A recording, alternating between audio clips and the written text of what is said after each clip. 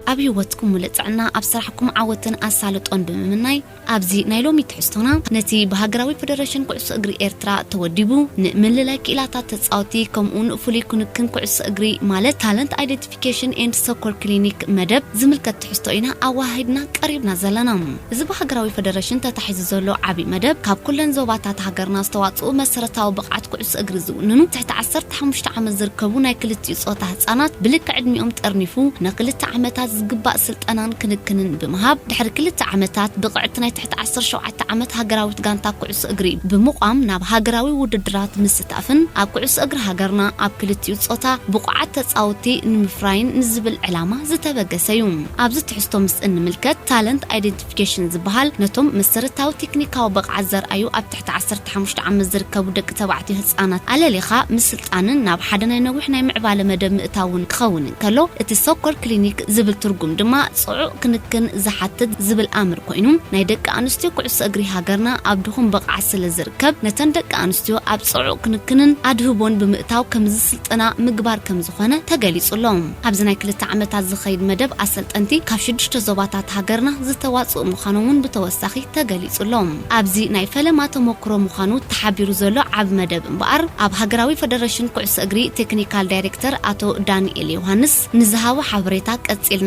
كان أربو الكمينة سنة كتتعلم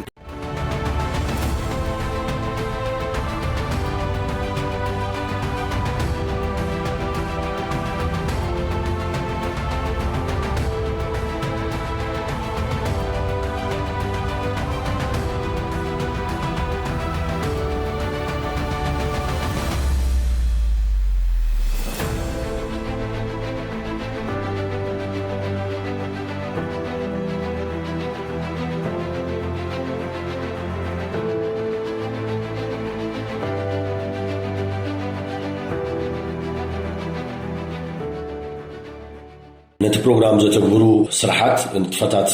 كلوين هتوم نتفتات كاني مجمريا نتوم هتصانات على اليوم ده سلطنو أسلطنتي نايم مهار مدبات ودما سلطنا مهار مدبات دروز تخايدو كابشوتشين زوباتات استواتو أسلطنتنا كلتيو برنامجات سلطنا وسيدو مالو دحرز سلطنا خاني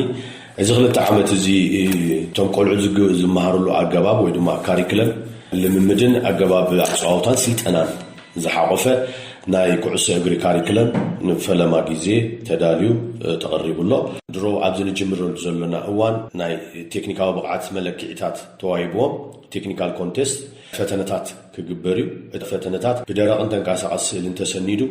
أم جمار نايت برنامجات أبيناي درجة بقعات اللوتهم أنا أنت تعاطي حادث سنة كن حزينة عب نفس وكف سلستورحي ناي اللي ممد جمجام كنجبرينا اللي ممدات وخميت تكبيرون زولو عب شد شورح خاني ناي تتصاطي بقعات جمجام كنجبرينا شورح خا كلاي سنة درا أنت كاسع السيل توسيدو نايتي مجمر يخجمر كله زنبرة بقعات دحرج شورح زم تصلوتن عفشاو جمجام نايت تتصاطي ونجبر سلزي كلت مجمجم ميكانيزم سالوار تكبار مدبات ويد ما عسلتاتنا بتوما سلطنتي معرخ نديت كاريكلم تكبرالو أبسط سلسورحي بملكة أبن مبصحنا بتوتاتاتن كجمجم كله أبشد شورح قاع بقعدنا يتتصاطي معرخ نديلو تأمتيو برغندن كاسعات سلسلتاتنا قبل كان أو تبوت أخير كان دجناها نتوم تتصاطي نايبقعات ممزنيتات قدمات يكون تكنيكال كونتست وما تكنيكال فتنات بمهاب أبشد شورح قاع معرخ نديلو تأمتيو مالو كريو مالتي كالب توساخي أب عمد كاني زوم شبشي يوم زواتات تترنيفهم تصرح زلوا من سياتة تعاطي بحنساب ببستو سنة جلتاتن بحنساب نامتيها بدرجة هاجر حدا محزنة أو تعوتاتن ودراتن بمهاب أو تيت زتكور من تعوت الجواب يكونه معرخ ندي تم قلعت أبتي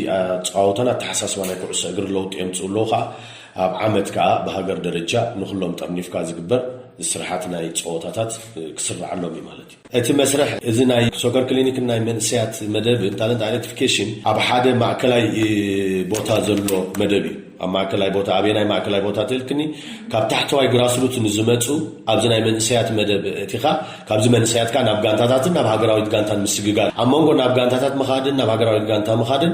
أمونغو جراسلوت زلو مدب كمهان متن أتي عندي ملك مبجس نايت program أبتي جراسروت نتفتات زلوا بوتاتات نايمن سيات مدب زعتاتها ናፍቶም ዘለዉ ጋንታታትን ሃገራዊት ጋንታታትን ምዕባይ ስለዚ ከም መለክዒ እዞም ቆልዑት እዚኣቶም ቴክኒካዊ መለክዒታት ኢና ንሕና መምረፂኦም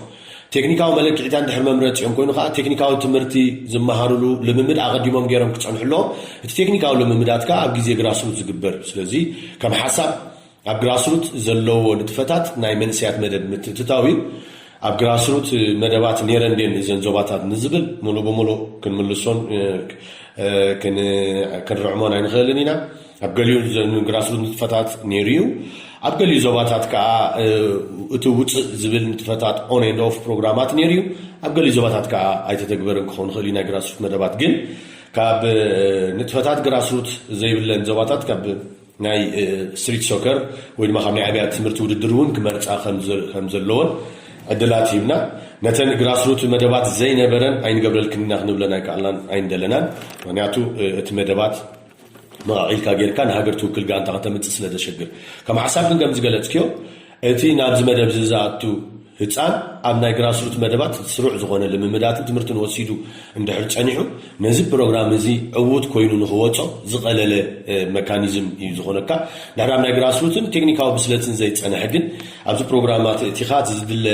ደረጃ ብቕዓትን ኣምፂኻ ናብ ሃገራዊት ጋንታ ከም ዝውክል ንክትገብሮ ሓደ ዓብዪ ብድሆ ከም ምዃኑ ኣብ ቅድሜና ዝፀንሕ ስራሕቲ ምዃኑ በዚ ኣጋጣሚ እዚ ክገልፅ ይፈቱ ናይቲ ፕሮግራም ሓደ መለክዒኡ ትሕቲ 17 ዕድመ ሃገራዊት ጋንታ ምፅዋት ስለ ዝኾነ ኣብ ናይ ሕጊ ናይ ፊፋ ከዓ ትሕቲ 17 ዕድመ ናይ ሕክምና መረጋገፅን ናይ ዕድመ ሰነድን ስለ ዘድልዩ ኣብ ሃገራዊ ግጥም ሓደ ተፃዋታይ ካብዞም 180 ወይ ድማ ክሳብ 200 ዝኾኑ ህፃናት ሓደ ዕድመ ቺት ዝገበረ ወይ ድማ ደይልክዕ ዕድመ እንድሕር ፀኒዑ ብደረጃ ሃገር ካብቲ ፀወታ ክንስጎግ ብዙሕ መቕፃዕታት ከጋጥመና ስለ ዝኾነ ናይ ልክዕ ዕድመ ልክዕነት ኣዝዩ ኣገዳሲ እዩ ስለዚ ንሕና ነቲ ዕድመ ልክዕ ብመንፅር እቲ ሕጋጋት ናይቲ ፊፋ ክንጠልቦ ከለና ንዕኡ ከረጋግፀልና ዝኽእል ሰነዳት እንታይ እዮም ዘድልዩ ተባሂሉ ናይ ትምህርቲ ባጀላ ናይ ዕድመ መረጋገፂ ናይ ክታበት ናይ ዕድመ መረጋገፂ ሰርቲፊኬታት ዘለዎም ብምልኦም ኦሪጂናልን ዶኩመንትን ክሰዱልና ነቲ ኦሪጂናል ብመንፅርቲ ኮፒ ትስደደልና ኣረጋጊፅና ኢና ንሕዞ ክሳብ ሕጂ እውን ኣብዚ ዞባ ደቡብን ዞባ ጋሽ ባርካን ዝተዋሃበና ሰነዳት ኣረጋጊፅና ነቲ ልክዕ ዝኾነ ዕድመ ተቐቢልና ነቲ ልክዕ ዘይኮነ ከዓ መሊስና እንደገና ከዕርይዎ ጌርና ኣለና ሓደ ካብቲ ብድሆታት ናይ ቀልጢፍካ ደይ ምጅማር ሓደ እውን ነዚ ዕድመ ኩነታት ንምርግጋፅ ዝወስድ ግዜን ኣብ ዞባታት ዘሎ ኣፍልጦን ንቕሓትን ጥንቃቐን ናይዚ ዕድመ ቁሩብ ንግዜ ክንጎስስ ይርና ኣሎ እዚ ንክልተ ዓመት ክኸይድ ተባሂሉ ዘሎ መደብ ዕውት ኮይኑ ንኽቕፅል ኣብ መስርሕ ንዝህልው ብድሆታት ብኸመይ ከም ዝተሓዙ ክገልጽ እንከሎ ድማ መጀመርያቶም ስእላዊ ኣእምሮ ኢልና ንሕዞ ብድሆታት ሓደ ናይ ልምምዳት ማተርያልስ ፀገማት ክኸውን ይኽእል እዩ ካልኣይ ከዓኒ ናይ ተፃወቲ ምኹስኳስ ዘሎ ናይ ኣሰልጠንቲ ብቕዓት ብድሆ ክኸውን ይኽእል እዩ ናይ እቲ ውፅእ ዝብል ተፃወቲ ምውፃእ ካብቲ ፕሮግራማት ምእታው ፕሮግራማት ኩሉ ይኽእል ወይ ከምኡውን ኣሰልጠንቲ ምእታው ምውፃእ ኩሉ ይኽእል እዚ እውን ሓደ ናቱ ፕሮግራማት እዩ ስለዚ እዚ ብድሆታት ዝኸውን እንታይ ዓይነት ፕሮግራማት ናይ ኮንቲንጀንሲ ፕሮግራምስ ወይ ድማ ፕላናት ተታሒዙሉ ኣሎ ንዝብል ሓደ ማተርያልስ ናይ ዕድጊ ማተርያልስ ኣገባብና ንምሕያልን ንምዕባይን ካልኣይ ከዓኒ ናይ ወለንታውያን ኣበርክቶ ናይ ምድላይን ኣብ ውሽጢ ዘሎ ይኹን ኣብ ደገ ዘለዉ ኤርትራውያን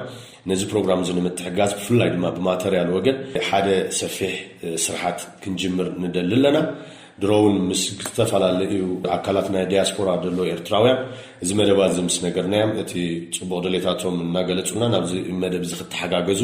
ድሌታቶም የርእዩ ኣለዉ እዚ ሓደ ክፋላት እዩ ናይ ኣሰልጠንቲ ብቕዓትን ተፃወቲ ብውዕ ጌርካ ናይ ምውፃእን ዘሎ ብድሆታት እዚ ዝዓበየ መለክዕን እቲ ዝኸበደ ሽግርና ንብሎ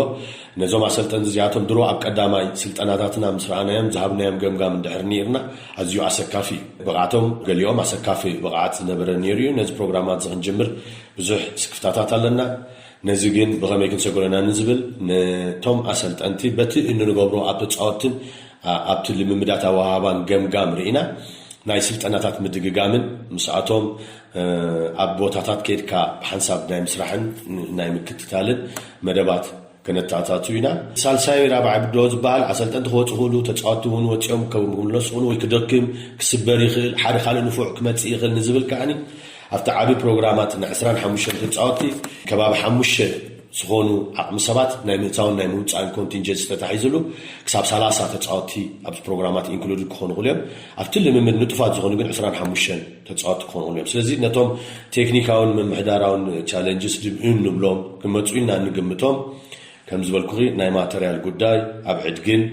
ወለንታውያን ኤርትራውያን ኣብ ደገ ዘለዎ ብምስታፍን ኣብ ዕድግና ብምሕያልን ክንፈትሖ ንፍትን ኢና እቲ ናይ ኣሰልጠንቲ ብቕዓት ከዓ ተደጋጋሚ ስልጠናታትን ገምጋማትን ብምሃብ ንዖም ከነዕብዮም ክንፍትን ኢና ሳልሳይ ናይ መወዳእታ ናይ ተፃወቲ እቲ ውፅእ ወይ ድማ ብቕዓት ምጥቃም ማህረምቲ ምግጣም ካለ ሓድሽ ታለንት ዘለዎ ተፃዋታይ ዝያዳ ምርኣይ ከዓኒ 25 ተፃዋቲ ክሕቆፉ ከለዉ 5 ከዓ ንኮንቲንጀንሲ ድኾን ኣብቲ ፕላንን ባጀትን ተታሒዙሎም ኣሎ እዚ መደብ ብዓወት ኣብ መፈፀምታ ንኽበፅሕ ኣብ መወዳእታ ኣብ ዝተመሓላለፈ መልእኽቲ ኣብዚ ፕሮግራማት እዚ ቀንዲ መሻርክትና ሚኒስትሪ ትምህርቲ እዩ ሚኒስትሪ ትምህርቲ ኣብ ምጥርናፍን ቴክኒካዊ ኣሰራርሓ ናይቲ ፕሮግራማትን ዝዓበየ ዝሓየለ መሻርክትና ከም ምዃኑ መጠን ነቶም ቆልዑት ኣብ ምጥርናፍን ኣብ ምምእዛን ናይ ትምህርቶምን ምስቲ ዞባ ፌደሬሽን ብዕቱብ ክሰርሕ በዚ ኣጋጣሚ እዚ ንላቦ ምክንያቱ ካብቶም ቀንዲ ናይ መሻርክቲ መለክዒታት ናይ ዓወትና ኣበርክቶን ሓይልን ናይ ሚኒስትሪ ትምህርቲ እዩ ንዓና ዓብ ሓገዝ ክኾነና ስለ ዝኽእል በዚ ኣጋጣሚ እዚ ሚኒስትሪ ትምህርቲ ድሮውን ምስ ዝጀመርናዮ ሽርክነትን ስራሓት ስለ ዘሎ እዚ ሓላፍነት ዝወሲድዎ ኣብ ዓወትና ከዓ ኣበርክቶ ክገብሩ በዚ ኣጋጣሚ እዚ ንላቦ ካልእ መሻርክትና ንብሎም ወለንታውያን ሰባት ሰብ ፀጋ ክኾኑ ይኽእሉ ኣብ ውሽጥን ኣብ ደገን ዘለዉ ከዓ ብፍላይ ድማ ኤርትራውያን ኣብ ደገ ዘለዉ ነዚ ፕሮግራማት ንምዕዋት ሓደ ፕላትፎርም ተፈጢሩሎ ክዋስኡን ከበርክቱን ዝምልከቱ ኣካል ብፍላይ ድማ ኮሚሽን ባህልን ስፖርትን በዚ ኣጋጣሚ እዚ ክሰርሓሉ ንላቦ ሲነማ ሰመረ ካቢዜ ናቢዜ ሓይልና ደለበ ፍልጠት ሓጎስ ደስታ ሰሓቕ ስኒት ሩፍታ መኽሰብና ሃበ ሲኔማ ሰመረ ኣብ ሲኔማ ሰመረ ቀጥዑሙ ዝመቀ ርዩ ዓማ ኮሜዲ ድራማ መላላት ዋዛታት ስፖርት ፊልም